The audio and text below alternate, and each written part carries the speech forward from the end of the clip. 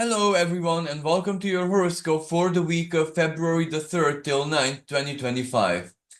First of all, I would like to apologize because I was so very busy this week, so I couldn't have time to prepare. I don't have any notes, so we are gonna be doing this horoscope together as we go. But this is a week which is pre-eclipse. So that in itself makes it karmic in a preparation sense when things have to come together to be triggered by the eclipses that are approaching very, very quickly. So this is why is it even susceptible to prediction? If because eclipses are exactly those periods when you can't really predict anything because the light is cut off. So a massive reset moment. So we're very much already into that. As we go closer to the 14th, 15th of March, we're going to be feeling this more and more and more and more. And of course, as we get closer to 14th of March, Mercury retrograde will begin. However, this week we start with Venus retrograde in full motion already. Okay, Venus has not moved already all that much, but she's preparing to pick up momentum and start moving backwards. Now, before I begin, I would like to thank everyone who attended my class that I had for Nadia. It was really fun, but it was consuming. So this is why I don't have all that much energy this week to do this horoscope, but I will have to do eclipse special and Mercury retrograde special this week and next week anyway, so I'll recover. And this week, a lot is happening, and still not a lot is happening in that sense because the shadow of the eclipse just basically is like a wool over our eyes. Neptune conjunct the North Node. It is such a powerful energy that it basically overshadows everything. It is the most dominant tone of this period and all throughout the week. And unfortunately, it's a very bad one because it's confusion. The only truth is that we cannot trust anything, anyone. Nothing is really truth oriented out there. So it's not a very easy energy. However, the positive side of this is everything is a dream, a dreamy state. This is where faith and what we believe and what we feel deep within our being's core, that type of conviction is the most powerful creational force as we speak. So this is where we're really cooking up the dream. This is a period with a massive closure, termination approaching with that total lunar eclipse in the sign of Virgo. But that means the sun illuminates that eclipse from the sign of Pisces, very close to the nodes, relatively close to Neptune, and very, very close to Saturn. So that is going to be a very powerful reality check, truth orienting,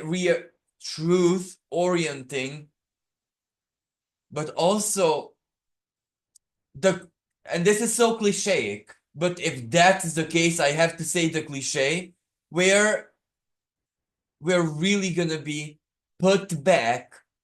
I don't know if put back, actually, it is a appropriate term because it's not going to be very gentle, unfortunately, because Virgo has a not so gentle side to it as well. Like Virgo, the cold, hard, fact criticism in your face with total innocence. So yeah, the eclipse is gonna be like that. So even it's karma, right? But karma will be like that as well. Because even karma can come sugar coated, It can come with a bit of anesthetic, or it can be something rewarding, bountiful, divine justice, restoration.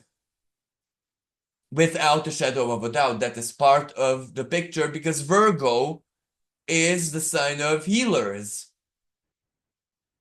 Okay, Cancer and Pisces and Scorpio, all of these have healing sides to them, healing modus operandi. But Virgo is one that actually rules the medical axis, so medical professionals, everything that goes on in hospitals, because it's Virgo Pisces axis, right? Hospitals, laboratories, research. So the world of medicine, even alternative, even plant medicine, everything. So an eclipse there is gonna be quite powerful, powerfully felt and significant. But what I wanna say with this, that we're already being prepared for that. Neptune and the North Node conjunction is really, how should I say, doing us a favor by pinpointing out everything that doesn't feel right, everything that we cannot trust, everything that is the bad type of illusion, the deception, the con. And that automatically means that the feeling, the resonance of what the right might be for us personally, of course, is that much more clearer, that much more purer, and that much of a better GPS and inner guidance system. So even if this period is so dreamy, surreal for some people and for some parts of the world, from the worst possible, motives, it's a nightmare, a living nightmare, something that goes beyond horror, I know. And that's also part of the picture. And that part is shared. The collective unconscious knows. So we all feel the pain of losses, of the lives being taken, stolen from those poor soldiers, those poor souls. So we are all feeling that. That's very much Neptune and conjunct the North Node. I live next to it. So I'm the country next to it. I feel it every second of every day. But when Neptune is this North Nodey, if that makes sense, everyone is feeling this. Everyone. And we must not forget that Neptune is going back on its shadow path. So it's extra salty and spicy. But again, the good side of this, the dream, the more we believe it, the more miraculous it gets. But this doesn't mean something silly, surreal. Saturn makes sure of that. The right type of belief. Trusting life. But not blindly. Trusting life because you know how life works. Because you're attuned to life.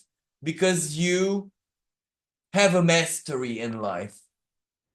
For all those reasons, you can trust life very powerfully.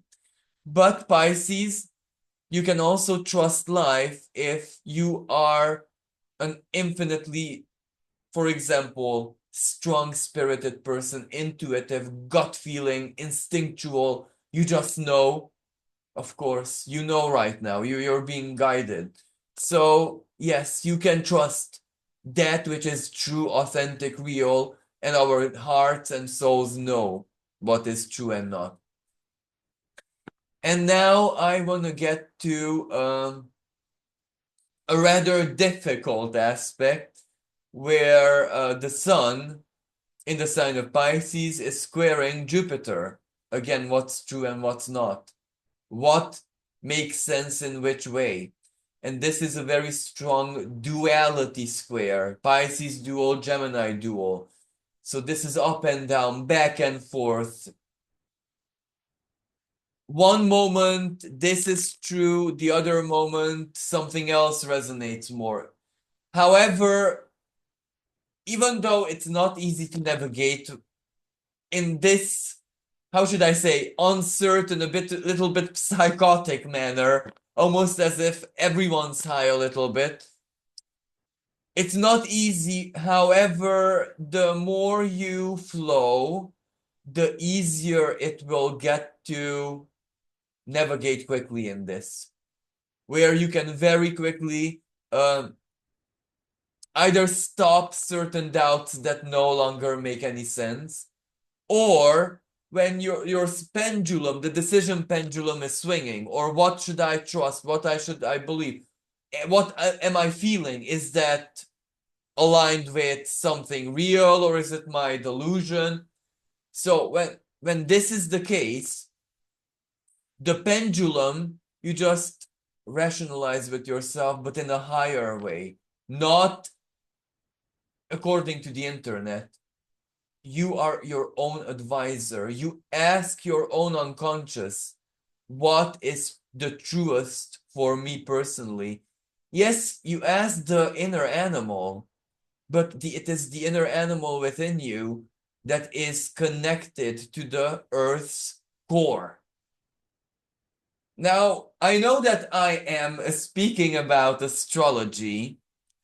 However, we tend to forget that astrology and the stars and the external cosmos, the sky, is not more relevant, influential, has the final word than the Earth's core. Gaia's consciousness, call her it however you want. We cannot forget that she has the last word.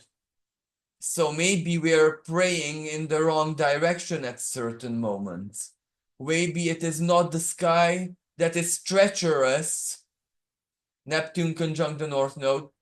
And this is where the sky is also treacherous because the influence of the planets is frequency, right?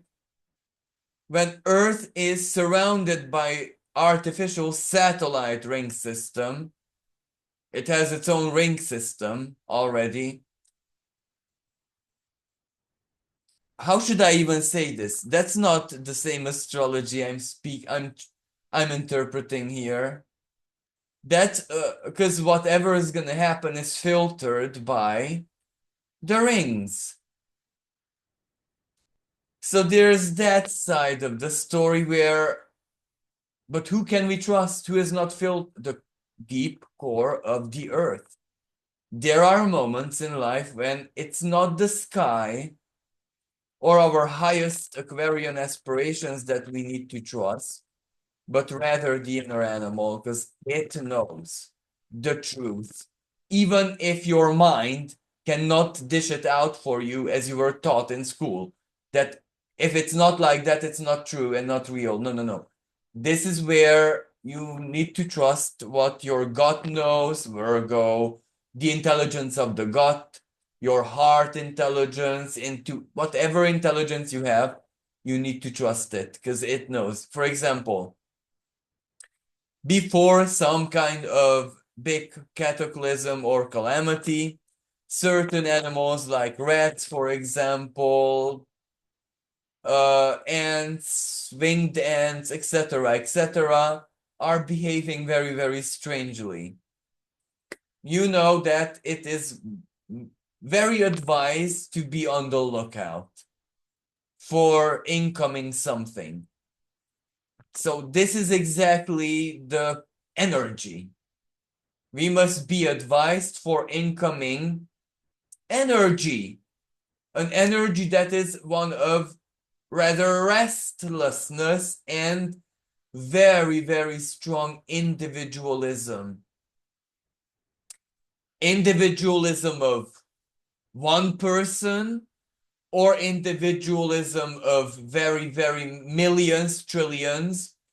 Well, this is where Pluto in the sign of Aquarius has to somehow work together with the incoming Saturn and Neptune into Aries to decide this. What is the case here? Because on its own, it's not susceptible to interpretation because it's decision based and a collective decision. So people, communities, the symbolism of Aquarius will have to make the choice if it's the individuality of millions or if it's the individuality of just one. But Saturn and Neptune support that. For example, Neptune in Aries can be the delusion, but one that is collectively supported of one, Aries, the individual, right? Saturn in Aries cannot stop it. It cannot stop primordial fire. So Saturn is not all that very much tough, rigid, solid in the sign of Pisces, but neither is it in the sign of Aries. So the restriction of Saturn is either not there or there in an excessive, ridiculous, unjustified way. So this is the summer in 2026. We need to prepare psychologically for this energy to be playing out in our lives, communities, etc. Of course, many times that Aries is us. Our obsession, I need this in my life. I need to be living this way. My goals and passions pull me in this and that direction. Neptune adds to that the dream in us and the belief, but we still need to, be in decent survival state to, function on very many levels. But then this is also collective energy. Who's the leader and which leadership do we trust? Who is right and wrong? Whose side do I take? But when the energy is such, everyone takes their own side, as is natural, right? Before this comes to play, we have this period and week to prepare ourselves. The Sun squaring Jupiter is this. How do we prepare for back and forth, up and down, this true, that true, this leader, that leader, this choice, that choice, that we're going to be bombarded with in the future? What is truer and what is less true? And this has so very many other applications and applicabilities that you are probably going to be hearing from other astrologers. But to me personally, this is the most important. Because whenever there is a strong perceptory square between Pisces and Gemini, the Sun is the light of consciousness, and Jupiter is the belief system. So of course it's perceptory. We need to tell our perceptions what to stop perceiving. Sorry, and we need to unblock our perceptions what to start perceiving again. Or suffer delusions, or suffer bad delusions that are going to be dangerous. Besides this, Mercury ingressed into the sign of Aries, but as you know, Mercury will only get to 9 degrees of Aries, where it will go retrograde, just like Venus. So this Venus and Mercury retrograde is so interwoven. The mind, the heart, value system, money, currency, finances. How, like Venus retrograde starts in Aries, right? Where do I go from here? What is the right direction? Looking back at the past, how did I manage this and that in the past? And what were the conclusions? Especially value-wise, love-wise, money-wise, personal image-wise. Lustful satisfaction wise, because that's Venus, you know what I mean. Venus is the passive element, so she needs to be satisfied by Mars if possible. Because she's even in Mars's sign. But anyway, we'll get to Mars in just a little bit. So Venus retrograde is starting, not gonna be very easy because it's, as I said, focus, action oriented. What's the right move? What's the right action? What's the right attitude? It will hit 0 degrees Aries, the world stage, finances, economy, back and forth. Then it will go back into Pisces. That's where the dangerous domain is, because X, romance, psychology, the past, memories, trauma, I'm not lovable enough, the victim, but also the positive, the dream, the magic, the spirit, God's sacred influence, divine guidance, miracles, the other world, the beyond the veil, the ethereal is more helpful than the material, etc., etc. How will this play out? It depends on us. Pisces really depends on our mood and what we want to make real. So that about Venus retrograde. It's not gonna be very, very easy because this fire and water switch is heavy. It's very, very heavy. Because if we add the eclipse season to it, we eliminate something. We have to learn to live without something. We quit something. We detox. We change lifestyle radically. We change routine. We change sleep patterns. We embrace the uncomfortable but healthy. We let go of the comfortable but toxic. Not an easy period upcoming, I'm not gonna lie. Yeah. So Mars still holds its trine with Saturn, that's helpful. Especially that Mars, well, it hasn't moved a great deal yet, but it's starting to slowly and surely pick up speed direct, go back on its shadow path, back to 6 degrees of Leo, where we need him to be already for things to get to action, you know what I mean. Right now, it feels like action, but it's back and it's not real action, especially with the Venus Mercury retrograde, even though Mars is direct already. So Mercury holds a sextile with Pluto. This is going to be important because we need to work with the collective as well. This is where we need to adapt many things in our life to what the collective will work best with.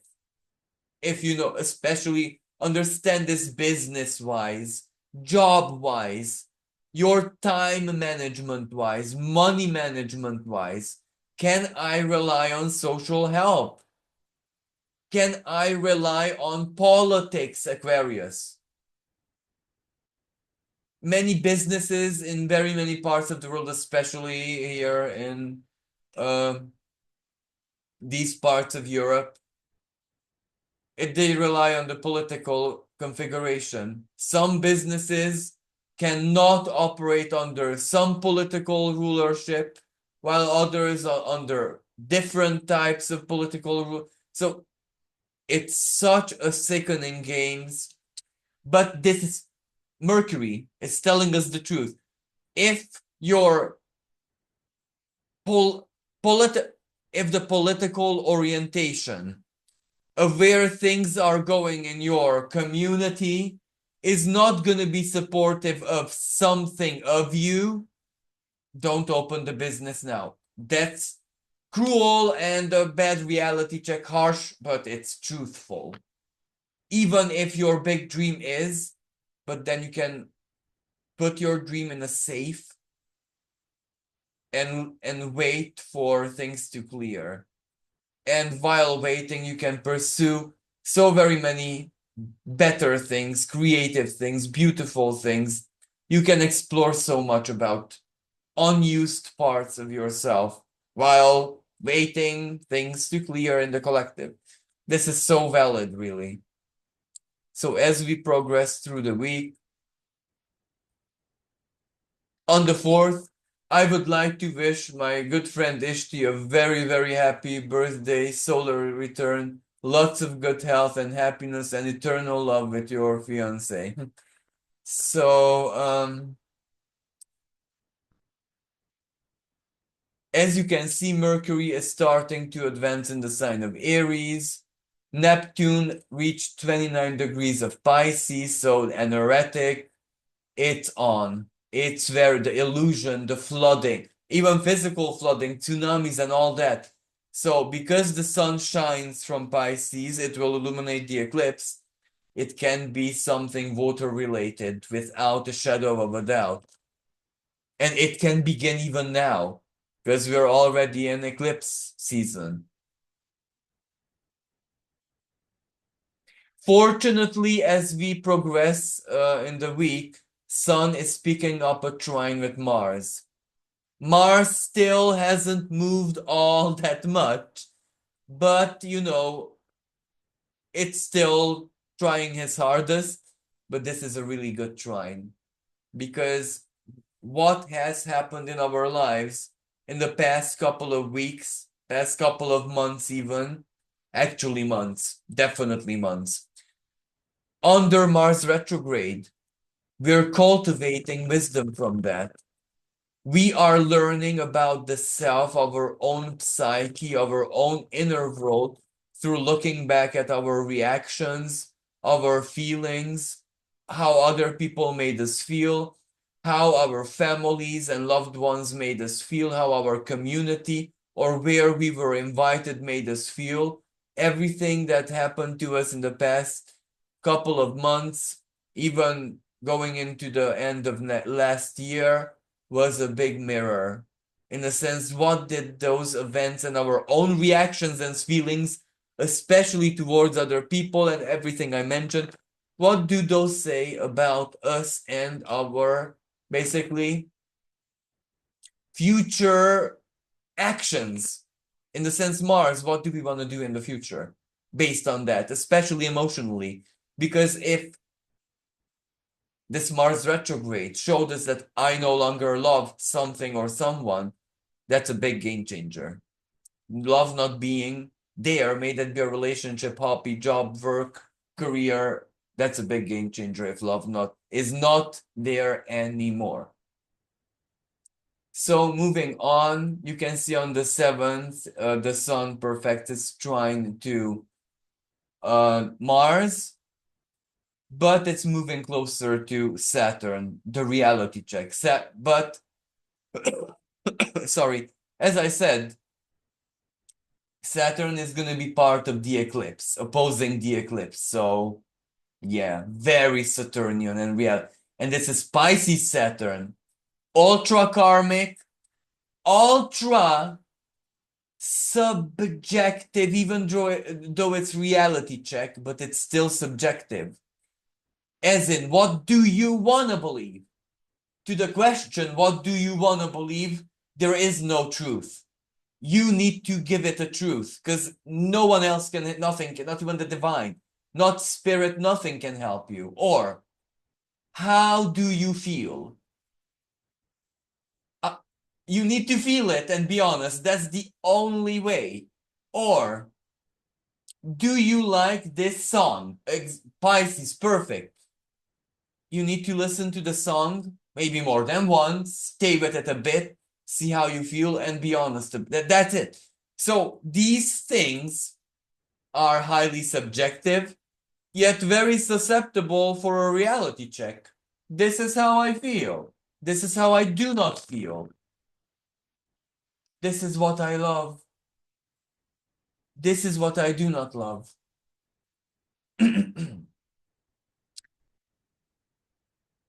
I feel the need to share an example which I really shouldn't. Because this is where So I saw it in my life in certain contexts when some people, especially mystics, are very into ritual. They love it. And the easiest rituals, easiest to access, I mean, are of course in the church. And I live in an Orthodox country, so it's extra ritualistic. All you can eat buffet is there. But some people, regardless of how powerful, special, gifted, talented they are, find themselves in an eternal dogmatic conflict where they love the ritual.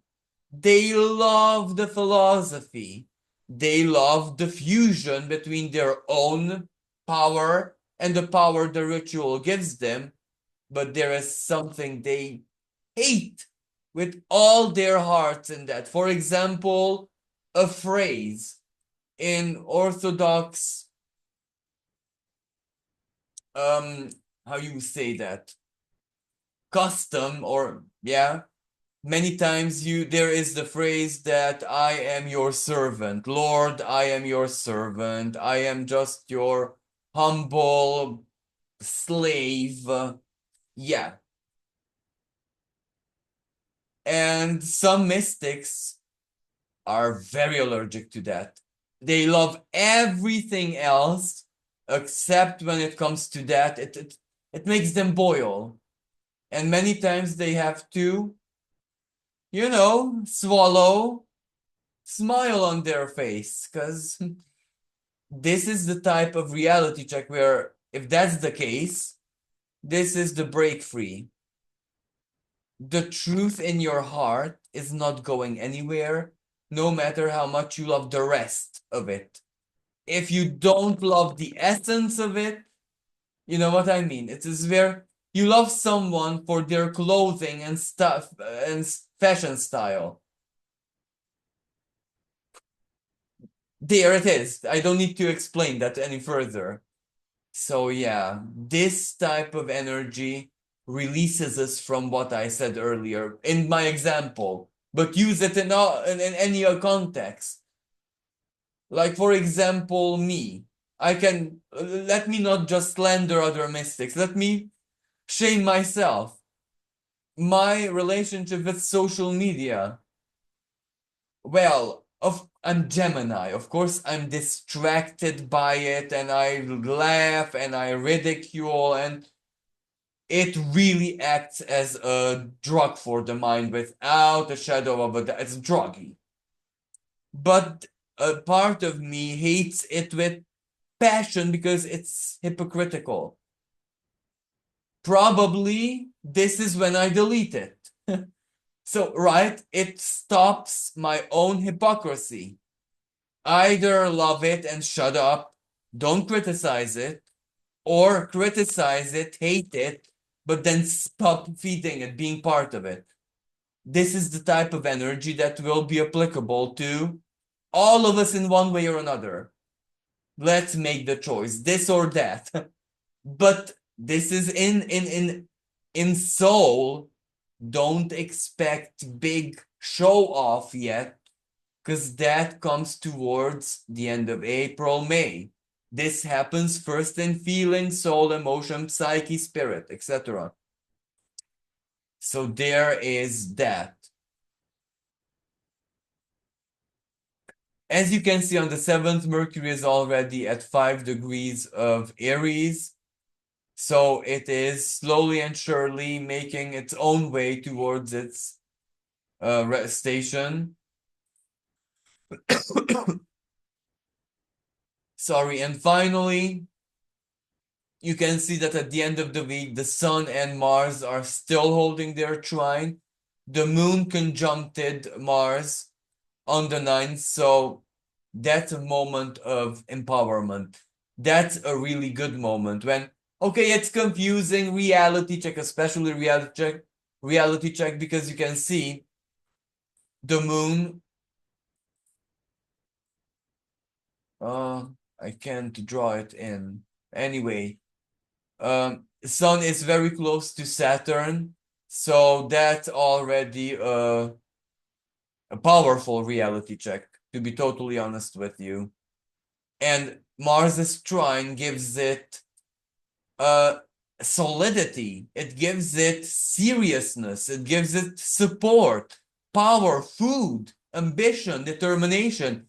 Yes, I am doing this, or yes, this is my truth, or yes, this is what I feel, or by all means, yes, this is really happening to me. Yes, I am healing. Yes, I am being saved. Yes, I can do this. So this can be a really, really wonderful and beautiful energy. I really, really like this. And other than that, well, the Sun and Saturn himself starts to hold a sextile with Uranus, which is also really good energy. Can do. Bright ideas. Sometimes inspiration comes from spirit, from dreams. I use this cliche so very many times, where the creator of the periodic table, he had all the ideas. He knew what he was doing. He was in maximum understanding, just that he couldn't find the right shape and modus operandi to put it into, the table, a context. And he brainstormed them, brainstormed them, brainstormed. And while he fell asleep, he saw it in his dream. His unconscious delivered it to him there and then. He woke up, made it by. This can happen to all of us. Why not? Especially if we have a big goal and an impossible situation. This can really work like a charm. And as you can see at the end of the week, Venus moved back a degree.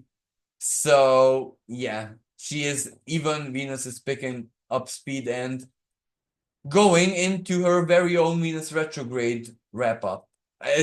Sorry. First the show off and then the wrap up. So the show off of her own Venus retrograde season. So I'll try to have some material about the eclipse and Mercury retrograde later on. So thank you everyone for listening. I hope this helped. Until next time, bye for now.